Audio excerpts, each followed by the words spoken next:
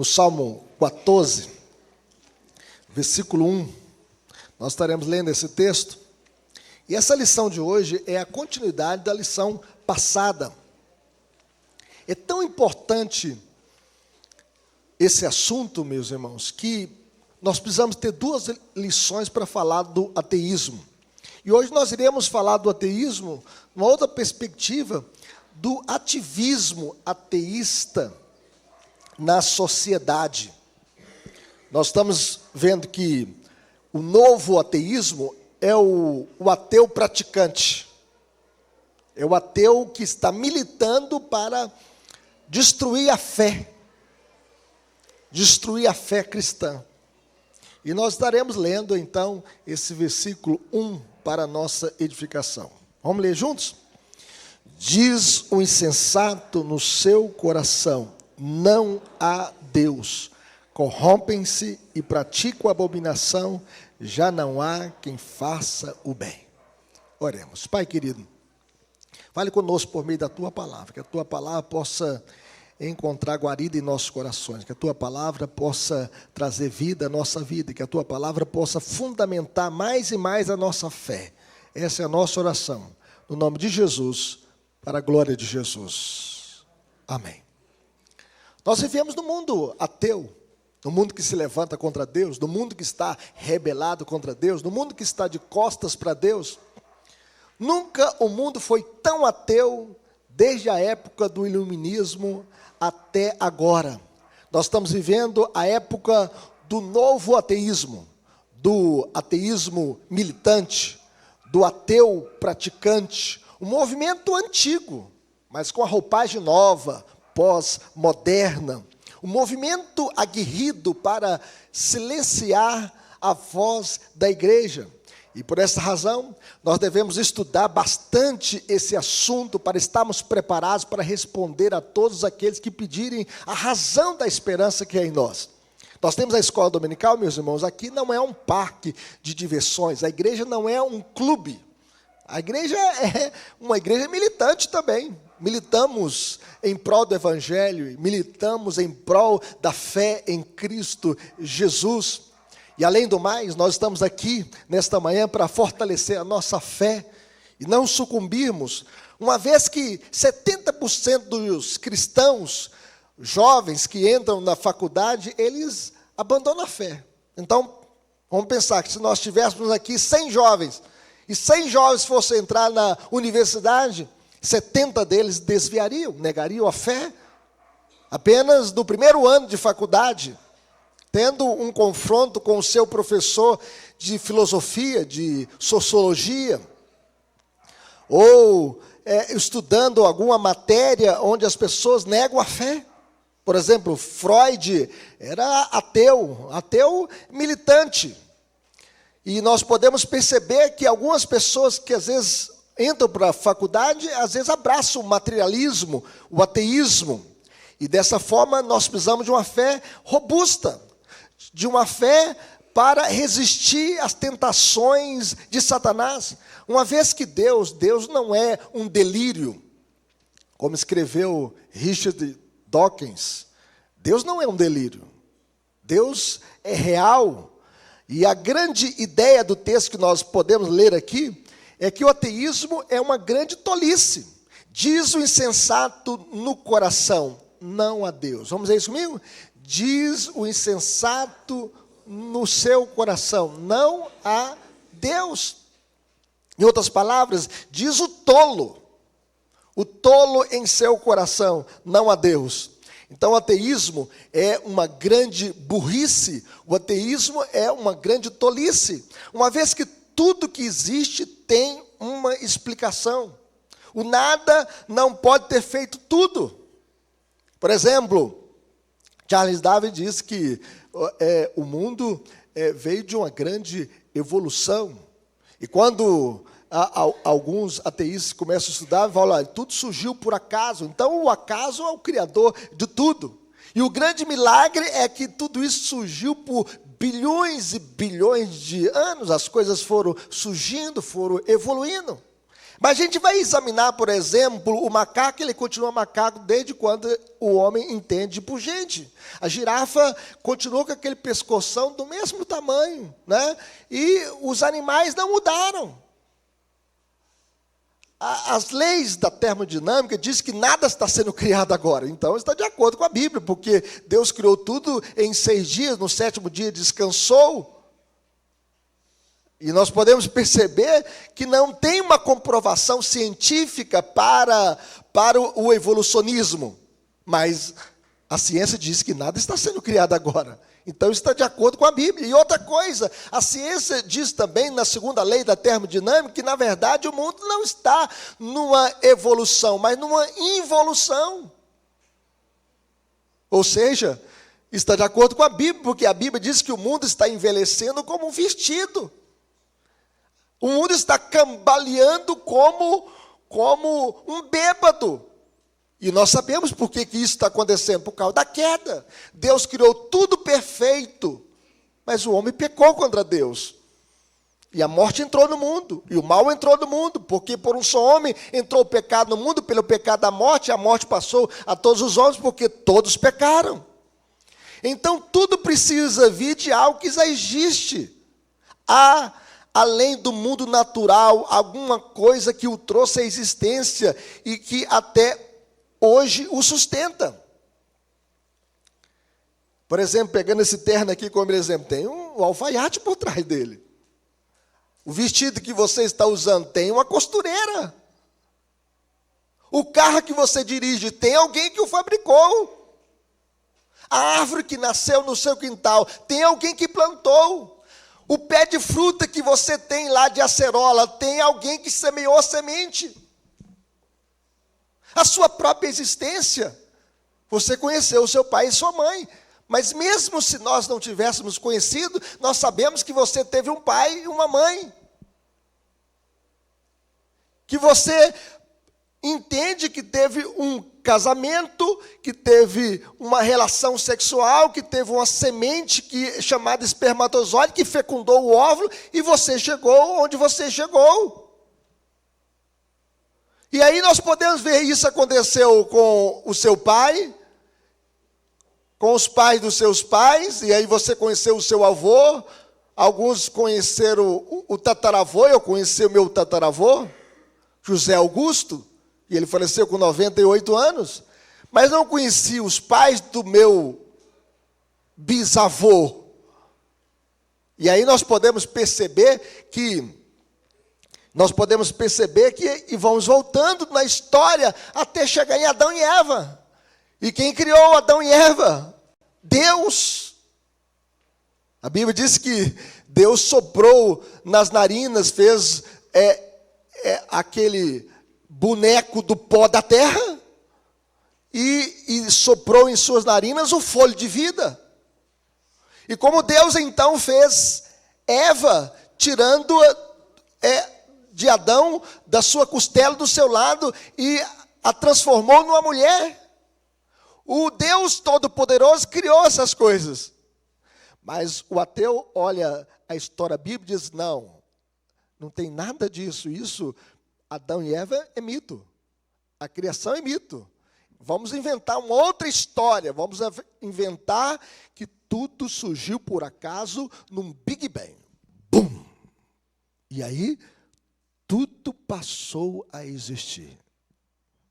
Mas o caos não pode criar ordem. É como se alguém falasse assim com você, olha, a sua casa, né? Quem aqui construiu? Não, rapaz. Aconteceu uma explosão aqui na rua, estava passando um caminhão cheio de material de construção, e naquele momento da explosão, bum, surgiu a casa. A areia juntou com o cimento, né, e que fez argamassa para colar ali os tijolos, né, e tudo, e os canos, olha os canos para passar os fios aqui desta casa, os canos para trazer a parte hidráulica, e esta casa está inteirinha aqui, por causa dessa grande explosão. Você acreditaria nessa história? É isso que eles estão falando. para os nossos jovens na universidade, dizendo que tudo veio por acaso, né, numa grande explosão. Meus queridos irmãos, tudo que foi criado tem uma causa. A existência de Deus pode ser inferida por meio da própria criação. Falar que Deus não existe, que tudo surgiu por acaso, por um Big Bang, é ilógico, é absurdo.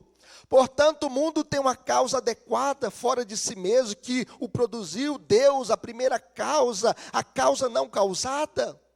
Há evidências da existência e das qualidades de Deus por meio das coisas que Ele criou. E nós podemos ver isso em Romanos, gostaria que colocasse aí, Natan, Romanos capítulo 1, versículo 20 e 21, veja o que está escrito, vamos ler comigo? Porque os atributos invisíveis de Deus, assim o seu eterno poder, como também a sua própria divindade, claramente se reconhece desde o princípio do mundo, sendo percebidos por meio das coisas que foram criadas, tais homens são por isso indesculpáveis. Porquanto, tendo conhecimento de Deus, não glorificaram como Deus, nem lhe deram graças, antes se tornaram nulos em seus próprios raciocínios, obscurecendo-lhes o coração insensato. Então nós podemos perceber que o problema do ateísmo não é um problema intelectual, é um problema moral, da rebeldia, do coração do homem contra Deus. Tendo conhecimento de Deus, não glorificaram como Deus. Deus revelou os seus atributos por meio das coisas que foram criadas. A sua eternidade, o seu poder, sua sabedoria, sua majestade, sua santidade, sua bondade, sua justiça. E nós podemos perceber que as digitais do Criador estão nas obras da criação. Nas obras da criação. Se você colocar os seus dedos aqui e tirar, eu não vou perceber assim, a olho nu, as suas digitais. Mas se a gente colocar uma lupa, a gente vai perceber que tem as digitais. E quando a gente olha para a criação, nós podemos ver que as digitais de Deus estão na criação. O Salmo 19 diz o seguinte: os céus proclamam a glória de Deus, o firmamento anuncia as obras das suas mãos. Um dia discursa outro dia, uma noite revela conhecimento a outra noite. Não há linguagens, nem há palavras, mas, portanto, por toda a terra se faz ouvir a sua voz. Deus é percebido pelas coisas que Ele criou. Segundo John Stott, a criação é uma manifestação visível do Deus invisível. Uma manifestação compreensível do Deus que, de outra forma, permanecerá eternamente desconhecido. Assim como o artista se revela naquilo que ele desenha, pinta ou esculpe, assim o divino artista se revelou através da sua criação. Deus se revelou através da sua criação. Mas, em segundo lugar, meus irmãos, o ateísmo é uma grande tolice, uma vez que, se Deus não existe, não há certo e errado. Se não há Deus, não há bem. Se Deus não existe, tudo é permitido. Se somos apenas animais evoluídos, não é assim que eles falam? Que nós somos parentes próximos do macaco? Somos quase irmãos gêmeos do macaco, não é isso que o evolucionismo ensina? Se somos apenas animais evoluídos, é claro que não há imoralidade alguma, você pode praticar o que você quiser. O certo e o errado são apenas convenções humanas. Se Deus não existe, somos bichos, e só existe uma lei, a lei da sobrevivência, a lei da satisfação dos meus instintos, onde sobrevive o mais forte. Não é isso que eles ensinam? É a lei da sobrevivência, nós chegamos aqui pela lei da sobrevivência. Por exemplo, se nós somos bichos, o leão não é criminalizado porque ele devorou ali a sua presa. É? Ele, quando pula nas costas de uma zebra e consegue abocanhar a sua jugular e dominar a sua presa e comer a sua carne, o leão não vai para o tribunal de júri. É a lei do mais forte prevalecendo sobre o mais fraco. Se Deus não existe, meus irmãos, tudo é permitido. A noção dos direitos se desenvolveu a partir das sociedades que acreditavam no Deus da Bíblia. Por que nós temos o direito à vida? Porque Deus diz: não matarás. O direito da propriedade, porque não furtarás. O direito à liberdade, porque Deus estabeleceu esses princípios na criação. O comunismo ateu matou mais de 100 milhões de pessoas ao redor do mundo. Quantas pessoas foram mortas por causa da sua ideologia política, levantando contra as nações, contra os povos? Mas, em terceiro lugar, meus irmãos, o ateísmo é uma grande tolice, uma vez que, se Deus não existe, a vida é um absurdo. A vida é absurda. Se Deus não existe, somos apenas um subproduto cego do processo evolutivo. Não há razão para a existência. Tudo que você enfrenta é a morte. Comamos e bebamos, que amanhã morreremos. Se Deus existe, há esperança para o homem. No entanto, se Deus não existe, então tudo o que resta, tudo o que resta é desespero. Não é isso que Nietzsche chegou a dizer? Deus está morto e nós o matamos. Nietzsche era um nihilista. Nietzsche foi filho de um pastor luterano. E ele abraçou o ateísmo. E o fim de Nietzsche foi a loucura, ele morreu louco. E ele chegou a dizer que a vida é um absurdo. Nós viemos do nada e caminhamos por nada. É um total desespero. A vida sem Deus, meus irmãos, é desprovida de sentido. Qual o sentido da vida sem Deus? Tem sentido ter uma família? Tem sentido trabalhar? Tem sentido estudar? Tem sentido viver uma vida honesta? Tem sentido porque a vida sem Deus é desprovida de sentido, propósito e valor. A vida, meus irmãos, só tem sentido quando Deus é tudo na nossa vida. Paulo diz que em Deus nós vivemos, nos movemos e existimos. A vida só faz sentido quando Deus é tudo na nossa vida. Por isso, algumas aplicações para a nossa vida: como viveremos? Refutando as tolices do ateísmo. Você que vai entrar para a faculdade, saiba que você não está aqui nessa escola dominical para um parque de diversões. Você está aqui para aprender a palavra de Deus, para aprofundar a sua fé, para que quando você for confrontado na sua fé, você tenha respostas para fundamentar a sua fé e defender a sua fé num ambiente hostil, no ambiente universitário, seja na sua empresa, seja na sociedade, seja na praça. É preciso ter mais fé para acreditar na não existência de Deus do que acreditar na sua existência. Se atrás de cada obra tem o seu Criador, atrás desta grande criação nós temos o Criador de todas as coisas, porque os céus proclamam a glória de Deus. Embora empiricamente nós não podemos provar a existência de Deus, mas por inferência lógica, há um Criador de todas as coisas. É preciso ter muito mais fé para acreditar na evolução do que acreditar na criação. A existência de Deus pode ser inferida através da própria criação. E você é uma grande prova da existência de Deus, porque você foi criado à imagem e semelhança de Deus.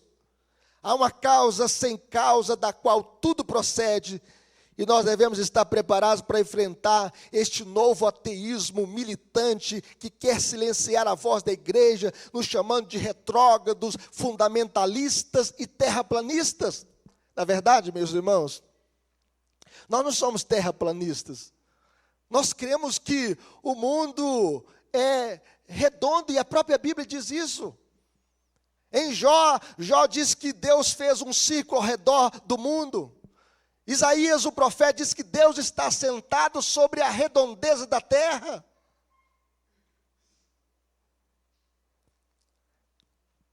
Esses neo-ateístas querem a redução da influência cristã na esfera pública.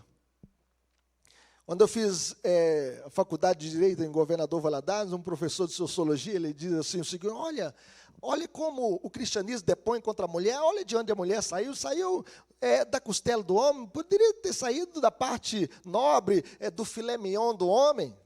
E aí falou asneiras contra a fé cristã. Depois que ele terminou a sua fala, ele falou: professor, eu gostaria de contrapor o seu pensamento.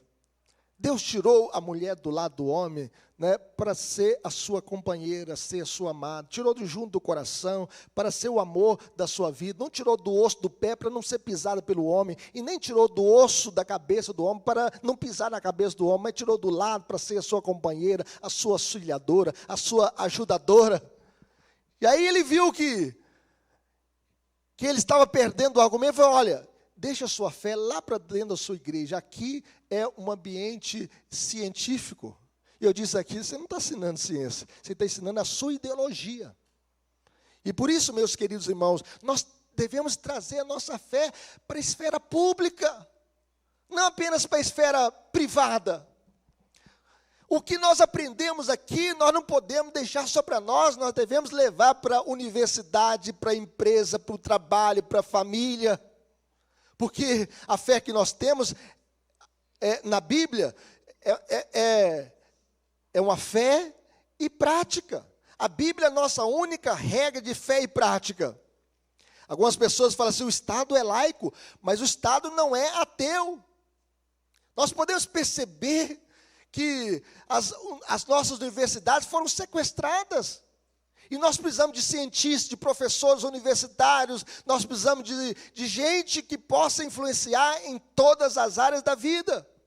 O Estado laico significa liberdade religiosa para todos os credos, e não impedimento da religião no Estado.